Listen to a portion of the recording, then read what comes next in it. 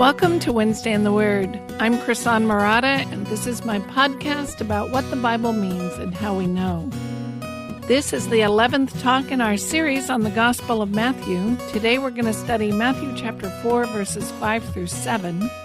The lecture notes for today's talk are on the link below the podcast, and you can also find those on wednesdayintheword.com/Matthew11. Thanks for joining me today.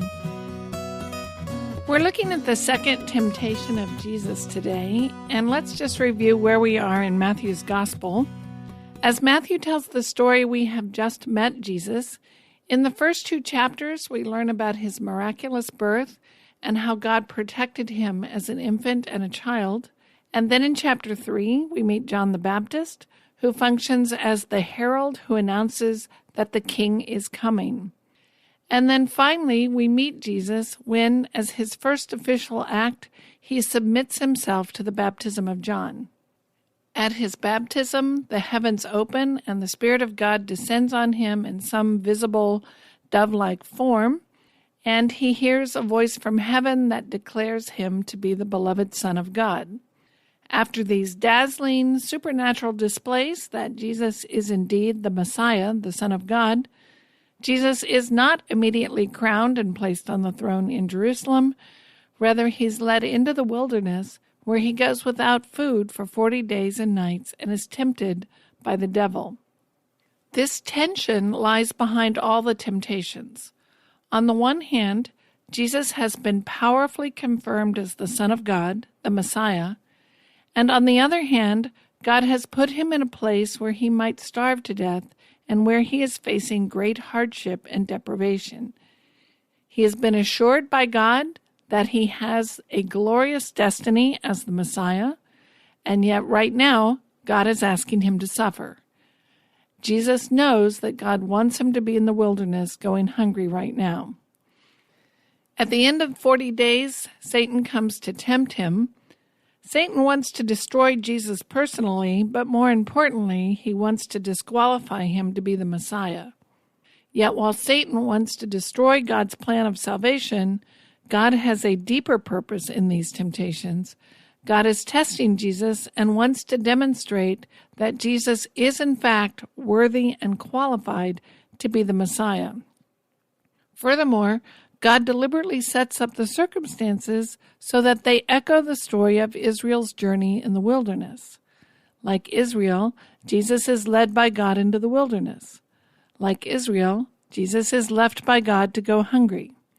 Like Israel, Jesus is led by God for a time period of 40 years for the nation of Israel, 40 days for Jesus. Like Israel, Jesus is being tested in the wilderness.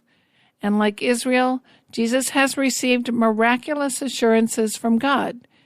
Israel was promised that God would lead them to the promised land. They witnessed the plagues in Egypt, including the Passover. They witnessed the parting of the Red Sea. And likewise, at his baptism, Jesus witnessed the opening of heaven, the descending of the Spirit, and the voice of God confirming he is the Son. Like Israel, Jesus has to confront the tension between the great promises God has given him, the signs God has given him, and the present hardship he finds himself in. And Jesus shows us that he understands this parallel between his situation and the nation of Israel by quoting from a particular sermon of Moses. After 40 years in the wilderness, when Israel was poised to enter the promised land, Moses gave them one final sermon summarizing the things they were supposed to have learned from their wilderness journey. And Jesus quotes from this sermon, and only this sermon, when he responds to Satan. I think that shows he understands that Israel faced the same kind of issue he's now facing. Now we could ask the question, why would God test Jesus in a way that so strongly reminds us of Israel's testing? And I think the primary reason is to teach us that Jesus is succeeding where the nation of Israel failed.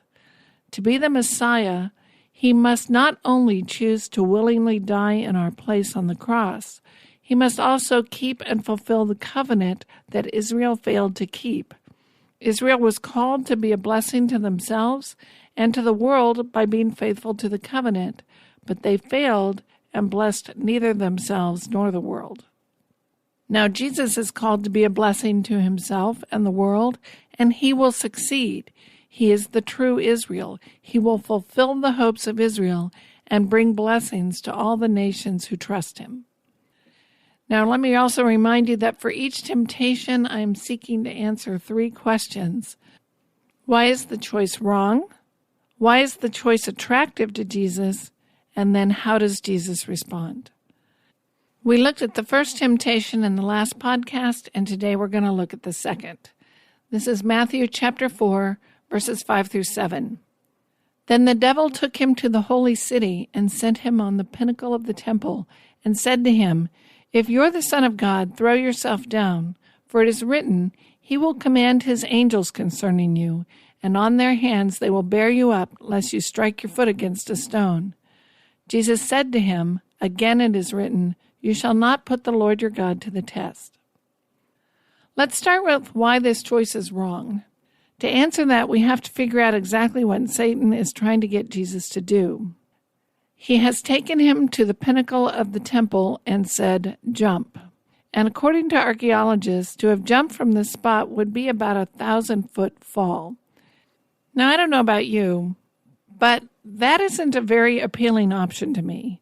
It's hard to understand at first glance why Jesus would be standing at this very high spot and be tempted to jump at all. It's a long way down. What's the attraction? To help us answer that question, I want to explore a further question, which is, what is Satan trying to accomplish? And first, we're going to look at what he's not trying to accomplish. Satan is not creating a public spectacle as a demonstration of God's power that would perhaps advance Jesus' cause or thwart it if God doesn't come through. The holy city here is Jerusalem. We're not told how Satan took him there. The method could have been mundane or it could have been miraculous. We're not told, so I assume it's not important. And the pinnacle of the temple is not the peak of a spire on top of a temple like we might imagine the tip of the steeple on a modern church. In Jerusalem, the pinnacle of the temple was on the corner where the outside wall of the temple grounds met the outside wall of the city. We're talking about one of the corners on the Temple Mount. And the Temple Mount is a big raised platform, and there are several corners that jut out over the land below. There's no real reason why anyone would have noticed this event. In fact, I suspect the corner in question is the one that was not on the city side, but looked down on a ravine below the city. At the time, it would have been a very long drop outside the city wall, and probably not many people were around. There's no mention of a crowd in the text, and I think from the context, we can assume that Jesus and Satan are alone. This is a private affair. For Jesus to jump from this point would be to jump outside the city wall. And down below this point was the valley of Kidron, which was full of olive orchards at the time. There might have been a few travelers in the valley or a few people working in the orchards, but there was no big group of people there to observe this spectacle. And even if anybody was down below, they're 1,000 feet below. They probably wouldn't even notice these 2 people up on the pinnacle. Another possibility is that Satan is challenging the fact that Jesus is the Messiah. Like the last temptation, this account begins, "If you're the Son of God. If you're the Son of God, throw yourself down." And I argued that Son of God was a term for Messiah. And Satan could be saying, if you're really the Messiah, if you're really the Son of God, I doubt it, I don't think you are, prove it by throwing yourself down, because of course God would save his Messiah. And that is an interpretive possibility. But as with the first temptation, I don't think that's the real issue. For one, I don't see why Jesus would be tempted to play that game. Why should he care whether or not Satan believes he's the Messiah? Instead, I think Satan is trying to persuade Jesus by using persuasive language. If I were going to give a patriotic speech, I might say, if you're an American citizen, you should be willing to join this cause. I'm not saying, I really don't think you're a citizen. I'm not challenging your citizenship. I believe that you're a citizen, and in fact, I'm counting on it. I'm basing my appeal to you on that fact. I'm trying to motivate you to action, and I want you to think, gosh, I am an American citizen. I should join that cause. I think that's the nature of Satan's statement, if you're the Son of God. He's not challenging the fact that Jesus is the Messiah. He's trying to persuade him or move him to a point of action based on it. So what is he trying to persuade Jesus to do? I think he's asking Jesus to jump in order to please God. Satan is asking Jesus to please God by jumping as a demonstration of how faithful he is. Now we saw with the first temptation that given his present circumstances of being without food, Jesus was tempted to think that God was no longer taking care of him. But there's another possibility. Jesus would also be vulnerable to the suggestion that he had lost God's favor somehow. He is vulnerable to the idea, look, God's angry with you. You did something wrong, and now God's not pleased with you, and that's why he's left you out here in the wilderness. He's mad at you. You're being punished, and you need to do something to earn God's favor back. Satan is saying, look, if you're the Son of God, you better do something quick to regain God's favor because, look, it's obvious you've lost it. I mean, why else would he not feed you? Now, we know that God delights in faith, so I suggest you throw yourself down in a spectacular leap of faith, literally, in order to show God how trusting you are, and then God will be pleased with you again. And Satan supports his point by quoting Psalm 91. The psalm is about how God will protect the one who dwells in the shelter of the Most High, the one who trusts in the Lord as his refuge and his fortress. And the psalmist asserts that God will protect those who trust him. So Psalm 91, 1 and 2 begin, He who dwells in the shelter of the Most High will abide in the shadow of the Almighty. I will say to the Lord, my refuge and my fortress, my God in whom I trust. And then the psalmist goes on and gives various figurative pictures of how God protects those who trust him. He'll deliver you from the snare of the trapper. He'll deliver you from pestilence.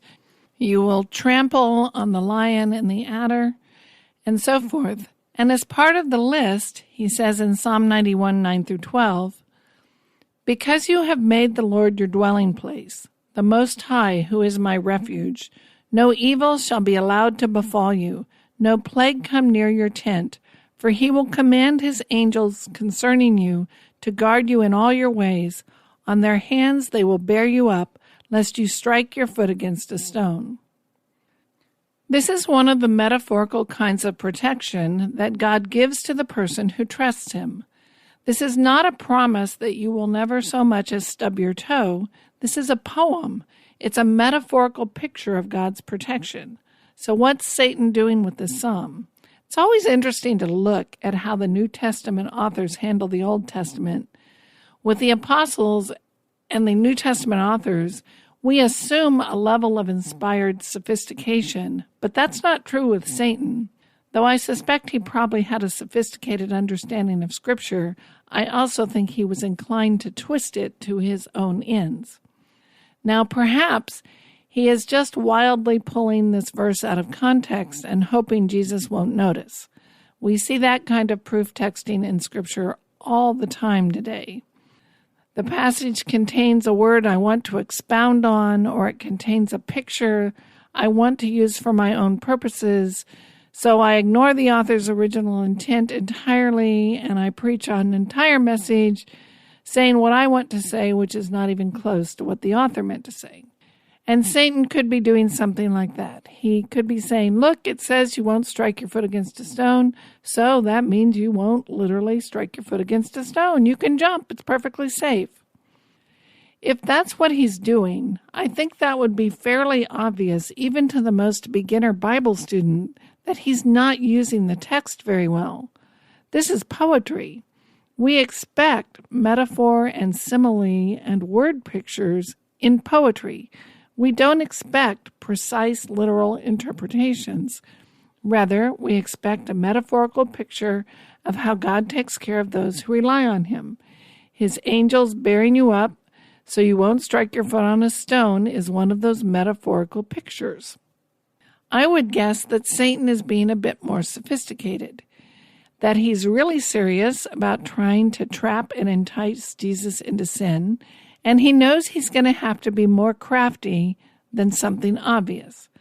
So I suspect he's saying something like this. Look, Jesus, the psalm describes how God protects those who trust him. Now, if you're the Son of God, then you of all people can be confident that God is going to protect you. And what could be a greater act of trusting than jumping? You could prove how loyal you are to God, and you'd be giving him this spectacular opportunity to display his power and his protection for those who follow him. And isn't it fitting that this psalm that speaks of God's protection for those who trust him uses this metaphor of striking your foot on a stone and the angels bearing you up? Because that's literally what would happen here.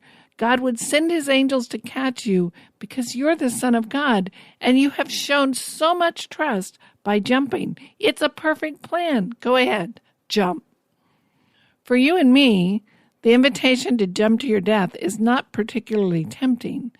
But think about the situation Jesus finds himself in. Looking at his present circumstances, Jesus would be tempted to think that God is angry with him or that he has lost God's favor somehow, and he ought to do something spectacular to get it back. Why is that so enticing? Why would it be attractive to stand on the corner of the temple, look at a 1,000-foot drop, and feel the urge to jump? Well, because insofar as Jesus was human, Jesus wanted to be loved by God. In his soul, just like you and me, he longs to be accepted by his Father. And now Satan is challenging that very deep need. He's saying, Jesus, it doesn't look like God loves you anymore, but I have a plan on how you can get back on his good side. With that longing for God's pleasure and the haunting fear that perhaps he has lost God's favor, the suggestion to gain God's favor again would be very attractive. Now, before we look at Jesus' response to the temptation, I want to analyze the temptation itself, because on the surface, it looks as if there might not be anything wrong with Satan's logic, and his request seems perfectly reasonable. But I want to point out how his logic is wrong. It's really subtly wrong. And then we're going to look at how Jesus responds. Satan is asking Jesus to create an act of faith that is beyond the call of duty. Satan is asking Jesus to do something as an act of spectacular faith. And what's wrong with spectacular faith? Satan's logic sounds pretty good. Let me give you an analogy. This is the kind of thing Satan is appealing to. Okay, consider the child who does his chores because his mother asked him to do it. Well, that's a good kid. But if that child did his chores without being asked, he's an angel. That's really great. And that's the sort of logic that Satan's counting on. And the temptation is to think that that is faith, but it is not. Christians cannot do something beyond the call of duty. If it's the right thing to do, God has already asked us to do it, and it is our duty. If it's beyond the call of duty, it is something God has not asked us to do, and we ought not to do it. I want to look at Luke 17, 5-10 briefly, just to make this point. This is the apostles speaking to Jesus, and it starts this way. The apostles said to the Lord, "Increase our faith." And the Lord said, "If you had faith like a mustard seed, you would say to this mulberry tree, 'Be uprooted and be planted in the sea,' and it would obey you. Which of you, having a slave plowing or tending sheep, will say to him when he has come in from the field, 'Come immediately and sit down to eat'? But will he not say to him, 'Prepare something for me to eat and properly clothe yourself and serve me while I eat and drink, and afterward you may eat and drink'? He does not thank the slave because he did the things which were commanded, does he? So you too, when you do all the things which are commanded, you say, 'We are unworthy slaves. we have done only that which we ought to have done. Now, there's a lot we could talk about in that passage, but it's significant for our purposes because it's a response to the disciples' appeal to increase their faith. They say, how do we get more faith? And after telling the mustard seed parable, Jesus gets into this parable describing the relationship between the master and the slave, and he makes the point the slave simply does what his master asks him to do. The master never thanks him for anything he does. There's no basis for that because everything that the slave does is his duty. It's impossible for him to go above and beyond the call of duty. If it was the right thing to do, then it was the slave's duty and he ought to have done it. If it was not the right thing to do, then the slave ought not to have done it. Now, again, there's a lot more we could say about this parable, but I think one thing Jesus is doing is giving us a picture of mature faith. Remember, this is in response to the disciples' request to have more faith. And part of what he's saying is, look, mature faith is not the child who makes his bed without being asked. Mature faith is the person who does that and only that which his Father has asked him to do. It's not possible for a Christian to do something above and beyond the call of duty. If it's the right thing to do, then God has already asked you to do it, and as a Christian, you ought to do it. If it's the wrong thing to do, God has not asked you to do it, and you ought not do it. Now, that may sound scary, but I think it's really comforting because what he's saying is mature faith in God is simple, mundane, straightforward, average, ordinary, everyday obedience. Nothing spectacular, nothing magnificent. When we attempt to go above and beyond the call of duty, we have presumed to step outside of God's will and outside of his commandments, and that's not faith, that's presumption, and that's sin. To attempt something beyond the call of duty is presumption. Let me give you a better analogy for what Satan is asking. When a child does his chores without being asked, we think he has done something pleasing and considerate and thoughtful, but really he has only done that which he ought to have done. But when, say, a 10-year-old child, maybe with even the best of intentions, tries to drive the car to help mom with her chores and wrecks it and nearly kills himself, he has been presumptuous. That's more closely the analogy. He has stepped outside of his mother's will, and that's wrong. Now, in my analogy, it was also dangerous, but that's not really the point. For Jesus to have jumped off the pinnacle of the temple would have been presumptuous. It would have been taking initiative where initiative is not appropriate. His initiative would have amounted to insubordination. It would have been taking the car when he didn't even have a license, no matter how good his intentions were. For Jesus to have jumped would have been to reverse roles. For him to take the role of master instead of slave, he would be saying, okay, God, now I'm the master and you're the slave. I'm going to jump now, and you will perform a particular spectacular miracle in just this way at this time. He might as well have stood up and said, ladies and gentlemen, I'm now going to get the author and the creator of the universe to perform a new trick. Watch me jump. But that's not faith. It's presumption. It's coercion. It's threatening bodily harm to himself unless his demands for a miracle are met. And that is not our prerogative. We do not tell God what to do and when to do it. We should not throw ourselves into stupid, dangerous, or crazy situations as a, quote, act of faith, unquote. That's folly. That's foolishness. Instead, we should only do what God asks us to do. We should go where he asks us to go, and we should go when he asks us to go. The choice is attractive because Jesus is in a hard situation where it looks like he might have lost God's favor or that God is angry with him. And the choice is sinful because it's not an act of obedience or faith. It is an act of presumption. So how does Jesus respond? How does he see this issue? He's not going to jump, and why? Jesus responds to each temptation by quoting from Moses' sermon in Deuteronomy. He answers Satan by repeating the point that Moses made. If we understand what Moses said in his sermon, then we understand the point Jesus made to Satan. Now, to understand Moses, we have to understand what happened to Israel in the wilderness, as the overall point of Moses' sermon is to review the lessons the wilderness was supposed to teach the nation of Israel. So we're going to go back and look at what happened in the wilderness, then at what Moses said about it, and then at how Jesus applies what Moses said to his own situation.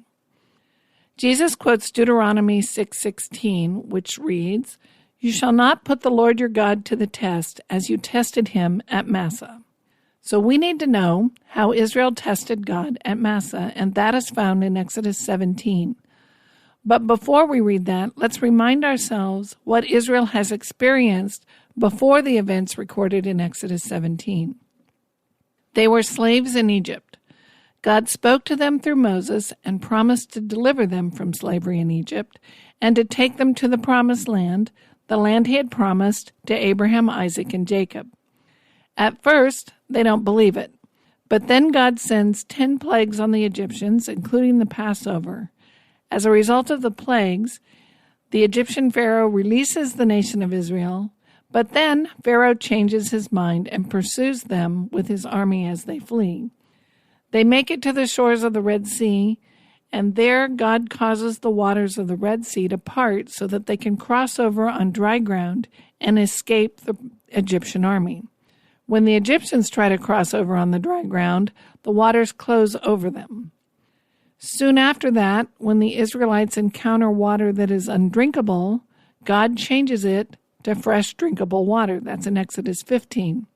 When Israel has no food in the wilderness, God sends them manna from heaven that they gather each morning. And all these things have happened before the events at Massah. So let me read from Exodus 17, verses 1 through 7. All the congregation of the people of Israel moved on from the wilderness of sin by stages, according to the commandment of the Lord, and camped at Rephidim, but there was no water for the people to drink. Therefore the people quarreled with Moses and said, "Give us water to drink." And Moses said to them, "Why do you quarrel with me? Why do you test the Lord?" But the people thirsted there for water, and the people grumbled against Moses and said, "Why did you bring us up out of Egypt to kill us and our children and our livestock with thirst?" So Moses cried to the Lord, "What shall I do with this people? They are almost ready to stone me." And the Lord said to Moses, "Pass on before the people, taking with you some of the elders of Israel, and take in your hand the staff with which you struck the Nile, and go.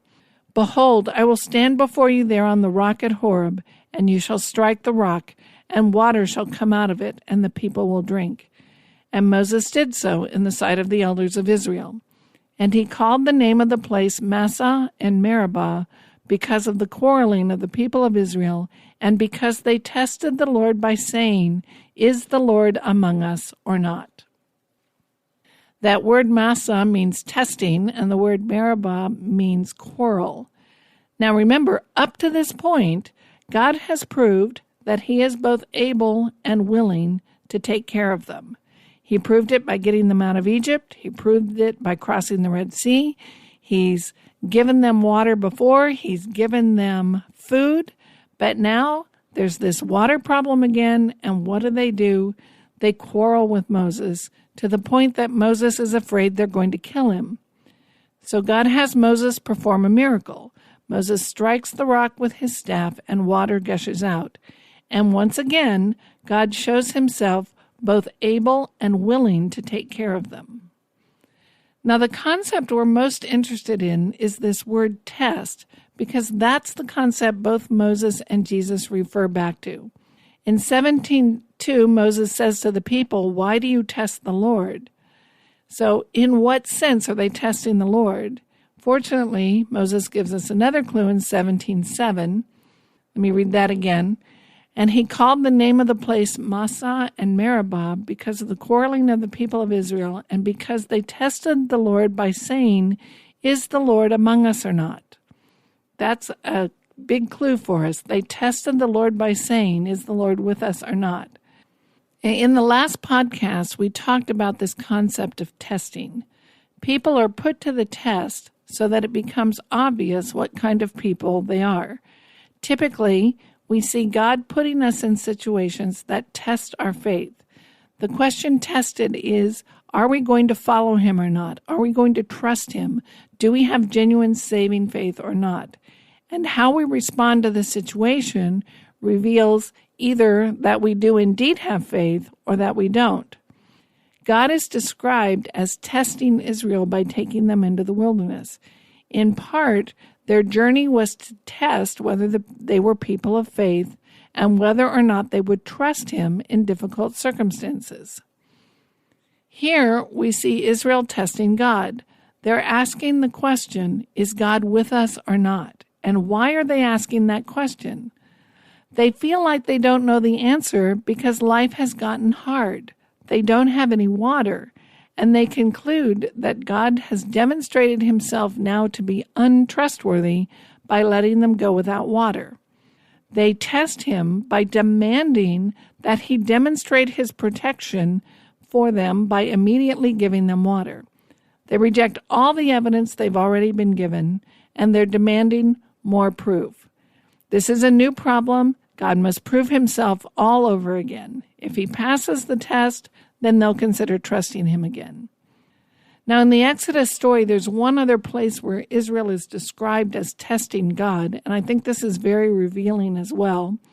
They've arrived at the border of the Promised Land for the first time, and when the spies return with news of the people living in the land, they weep with fear, and we read this in Numbers 14, 1-4. Then all of the congregation raised a loud cry, and the people wept that night. And all the people of Israel grumbled against Moses and Aaron. The whole congregation said to them, "Would that we had died in the land of Egypt, or would that we have died in this wilderness. Why is the Lord bringing us into this land to fall by the sword? Our wives and our little ones will become a prey. Would it not be better for us to go back to Egypt?" And they said to one another, "Let us choose a leader and go back to Egypt." So their faithless reaction is the final straw. God reacts to them with wrath, and he says, none of you are going to get to go in. And then skipping down to Numbers 14, 22 and 23, none of the men who have seen my glory and my signs that I did in Egypt and in the wilderness, and yet have put me to the test these 10 times and have not obeyed my voice, shall see the land that I swore to give to their fathers, and none of them who despise me shall see it. So God declares this generation is not going to enter the land because they have put him to the test 10 times. Now, we only have one passage recorded in Scripture that uses the language of Israel putting God to the test, but many other events of the Exodus journey can be described as putting God to the test and demanding proof from him that he is with them and willing and able to protect them. For instance, this is as they are on the shores of the Red Sea right after escaping from Egypt. This is Exodus 14, 10-12. When Pharaoh drew near, the people of Israel lifted up their eyes, and behold, the Egyptians were marching after them, and they feared greatly. And the people of Israel cried out to the Lord. They said to Moses, "Is it because there are no graves in Egypt that you have taken us away to die in the wilderness? What have you done to us in bringing us out of Egypt? Is not this what we said to you in Egypt? Leave us alone that we may serve the Egyptians, for it would have been better for us to serve the Egyptians than to die in the wilderness." So here we see Israel has no trust in Moses or the Lord. They're asking the question, is God with us or not? Is he trustworthy? And they think not. But notice that God passes the test. He parts the Red Sea and they are saved. And then here's another incident. This is Exodus 15, 22-24. Then Moses made Israel set out from the Red Sea, and they went to the wilderness of Shur. They went 3 days in the wilderness and found no water. When they came to Marah, they could not drink the water of Marah because it was bitter. Therefore it was named Marah. And the people grumbled against Moses, saying, "What shall we drink?" So again, they have no confidence that God is going to provide. Now, instead of asking Moses to intercede for them, they quarrel and grumble. Instead of saying something like, you took care of us in the past. You parted the Red Sea and all. Could you solve this problem? Instead of doing that, they quarrel and they grumble, and once again, God responds graciously and he makes the water sweet, and then takes them to a place where there are 12 springs of water. Not too long after that, they complain about the food. This is Exodus 16:2 and 3. And the whole congregation of the people of Israel grumbled against Moses and Aaron in the wilderness. And the people of Israel said to them, "Would that we had died by the hand of the Lord in the land of Egypt, when we sat by meat pots and ate bread to the full. You have brought us out into this wilderness to kill this whole assembly with hunger." So here again, they think that God is not willing or able to provide for them. They grumble that there's nothing to eat, and once again, God miraculously comes through for them, giving them the manna from heaven. So notice there's a certain consistency in the way Israel responds. They have this repeated refrain of, why did we listen to Moses? Why are we out here? Why did we trust the Lord in the first place? And each time they quarrel with Moses, they test the Lord. They ask the question, does God still love us or not? Is God still with us or not? Is he taking care of us? And they are inclined to think, no, he's not. And each time the Lord responds graciously. He provides for them and he gives them what they need: protection, salvation, water, food, whatever it is the situation requires. Then we see the incident at Massah that we're looking at today in Exodus 17. And here they are explicitly described as quarreling with Moses and putting God to the test. But that's what they've been doing all along. Every time something scary happens, they immediately conclude God can't be trusted, and they refuse to trust him until he meets their standards of what a trustworthy God ought to look like, which is basically remove whatever their present distress is. It is this attitude that Moses is referring to in his sermon in Deuteronomy. Now remember, Deuteronomy is written the second time that Israel's at the border of the Promised Land. They have spent 40 years wandering in the wilderness because of their lack of faith. A new generation has grown up and is ready to enter the land, and Moses is reminding them what lessons they were supposed to learn in the wilderness and urging them not to repeat the sins of their fathers. He's warning them against those failures. So Deuteronomy 6:16 is the verse Jesus quotes, "You shall not put the Lord your God to the test as you tested him at Massah." Well, now we understand what Moses means. At Massah, Israel had no water, and they quarreled with God, and they put God to the test.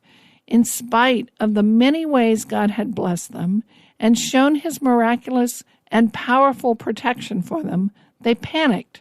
They refused to believe that God is still with them, and they refused to believe, in spite of copious amounts of evidence to the contrary, that God was willing and able to solve this problem with the water. In essence, they're proclaiming they would only trust God if he did things exactly the way they wanted him to. They demanded that he prove to them that he's trustworthy because they think the fact that life is hard means his trustworthiness is in doubt. They're saying, we're only going to trust you, Lord, if you pass our test. And Moses is warning them, don't make that same mistake. As you go into the Promised Land, this issue is going to come up again. Life is going to get hard. There will be obstacles in your way, and you'll be tempted to think that God no longer loves you or that he is no longer with you. And when that happens, remember what God has done for you in the past and the many ways he has blessed you and the many promises he has made, and do not test him. They are not to demand proof of his protection. They need to trust God in the land in a way they didn't trust him in the wilderness. And Moses is calling them to settle in their minds, God is trustworthy, act on that trust. That's what it means not to test God. Now we're ready to go back to Matthew. Let me read Matthew 4:5-7 again. Then the devil took him to the holy city and set him on the pinnacle of the temple and said to him, if you're the Son of God, throw yourself down, for it is written, he will command his angels concerning you, and on their hands they will bear you up, lest you strike your foot against a stone. And Jesus said to him, again, it is written, you shall not put the Lord your God to the test. Well, now we're in a position to figure out what Jesus is saying. Remember, Moses said, "Remember that God is trustworthy and faithful, and don't demand proof that he will protect you no matter what obstacles fall into your path. Continue to trust him in difficult situations. Don't withhold your trust until he somehow demonstrates that he's trustworthy. Trust him now in the midst of the difficulties." Satan is tempting Jesus to put God to the test in just the way Moses has warned against. God has led Jesus into the wilderness, and Jesus is starving. These circumstances could put God's trustworthiness in doubt. It looks like God could have forgotten him or abandoned him. And Jesus is left waiting for God to come to his aid. By jumping, Jesus would be demanding proof that God still cares. God would be forced to show that he is still acting to protect Jesus by saving him from the fall. Jesus would not be committing an act of faith at all. He would be coercing God into action. He would be presuming to take matters into his own hand, forcing God to act. He would be faithlessly demanding that God prove himself, and that is putting God to the test, just as Israel did. You see, Satan left out a very important point. There's a sense in which Jesus has already jumped off the pinnacle. He has followed God into the wilderness and remained there without food. Jesus has done something that will lead to his death unless God intervenes. He has put his trust in God because God told him to go into the wilderness, and he is now waiting for God to provide or take him home or tell him it's time to move on. It's like he has been jumping very, very slowly. The key difference is that Jesus did not presumptuously seek to force God's hand. He went into the wilderness in response to God's clear and unambiguous leading. He did not create a situation and then expect God to solve it. He did what he was asked to do. He's not in the wilderness to make God prove himself. He's in the wilderness because God led him there. The greatest act of faith is not jumping off the pinnacle. The greatest act of faith is to stay where God has put you despite the cost, despite the hardship, despite the obstacles. In waiting for God to deliver him, Jesus is already exercising the faith that Satan is tempting him with. We often see this tension between future promises and present hardship. Israel was promised that God would lead them into prosperity in a new land. God parted the Red Sea. He gave them bread and water in the wilderness. Over and over again, he demonstrated his trustworthiness, and yet Israel faced many difficulties and hardships in the wilderness. And each time they faced a new hardship, they failed the test. Rather than remember God's goodness, remember his power, his promises, his past deliverance, and his protection, they panicked and demanded that he prove himself all over again. Jesus likewise saw the heavens open and proclaim him to be the Messiah. As the Messiah, he was promised a glorious future reigning over all of creation. But now he's facing present trials and tribulations. The choice, the test, is will he remember God's goodness and his power? And I think you and I face those same kinds of tests today. We've seen the cross. We've seen the resurrection. We know that justification is a done deal and that God has promised to forgive us and free us from the tyranny of sin and death, futility, and corruption. But that promise is not yet fulfilled. We still live in a sinful world among sinful people and struggle with our own sin. Life is bitter and hard, and we're going to physically die someday. But the issue is the same. When life is hard, when there are obstacles in our path, will we remember the power and the promises of God as we face those hardships in life? Satan is urging Jesus to make God prove he's trustworthy, but Jesus knows that God has already demonstrated his faithfulness and his trustworthiness. God does not need to be tested. Jesus, in fact, is the one being tested. His faith and his trust in God is being put to the test, and that's a test we don't want to fail. We have great and magnificent promises from God, and it is wrong to withhold our trust until God proves himself to our satisfaction. Now, you may say we didn't see water coming from the rock, or we didn't get bread from heaven, we didn't hear a voice from heaven like Jesus did, but God has revealed himself in the person of Jesus Christ, and God has made himself known to us in our own personal experience, if we have the eyes to see him. You and I are, in a sense, in the wilderness right now being tested. God has done great things in the past. God has promised us a great future. It is left to us to trust him in the present. And the great temptation we face is to test God and act presumptuously. Jesus is our model for how we react to those temptations. Jesus knows that there is no reason to test God or to mistrust him.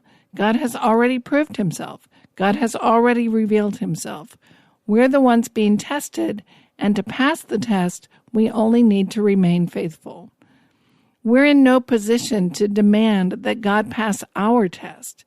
If we're mistrustful of God, it's our own rebellious hearts that are lying to us. The only question is, are we people who will stand on the promises of God or not? Finally, once again in this temptation, Jesus is showing himself to be worthy of being the Messiah. He is worthy to be exalted by God. Jesus is the one who succeeds where Israel failed. That first generation tested God 10 times and were denied access to the land. Once in the land, the people make that same mistake again, failing to trust God, and they were taken into exile for it.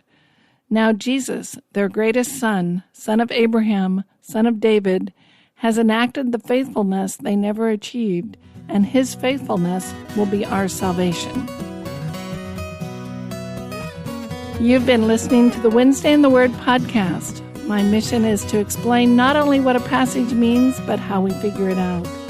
Your podcast feed may be limited to the last 20 or so episodes, but you can hear all previous episodes by going to my website, WednesdayInTheWord.com. There are no advertisements and no requests for donations. There's only podcasts and Bible study resources, and it's all free, designed to help you improve your skills and understanding. If you'd like to thank me, please consider joining the mailing list, subscribe to the podcast, leave a positive rating or a review wherever you listen to your podcasts, and most importantly, tell a friend what you learned and where you learned it.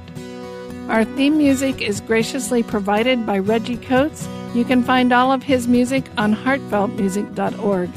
Thanks for joining me today. I'm Kirsan Murata, and I'll see you next week at Wednesday in the Word.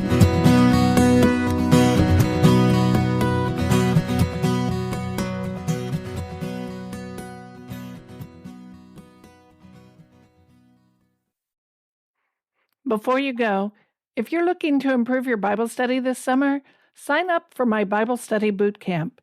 It's a free 7-day email course you can work through at the beach, on a road trip, or from your back porch. Each day, one short lesson shows up in your inbox and walks you through a simple method for studying any passage of Scripture yourself. 7 days, and you'll have a skill you can use for the rest of your life. Sign up for free at WednesdayInTheWord.com/bootcamp or click the link below this podcast.